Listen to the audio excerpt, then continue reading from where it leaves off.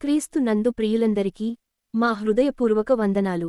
కానానీయులు బైబిల్లో ప్రస్తావించబడిన ఒక పురాతన జాతి. వీళ్ళు కనాను దేశంలో నివసించారు. ఈ ప్రాంతం ఇప్పుడు ఇజ్రాయెల్, లెబనాన్, జోర్డాన్, సిరియాలోని కొన్ని ప్రాంతాలను కలిగి ఉంది. బైబిల్లో వీరి చరిత్ర, సంస్కృతి, ఇజ్రాయిలీలతో ఉన్న సంబంధం గురించి తరచుగా ప్రస్తావించబడింది. కనానీయులు వ్యవసాయం, వాణిజ్యంలో బాగా అభివృద్ధి చెందినవారు. వీరు అనేక నగర రాజ్యాలను స్థాపించారు. వీటిలో యెరికో, హెబ్రోను, షెకెం వంటి నగరాలు ముఖ్యమైనవి.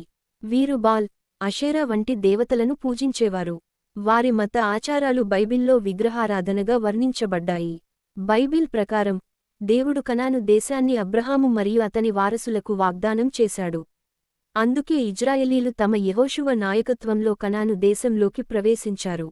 అయితే ఇజ్రాయెలీలు కనానీయుల విగ్రహారాధన, చెడు ఆచారాలను ఆపడానికి వారితో తరచుగా పోరాడాల్సి వచ్చింది.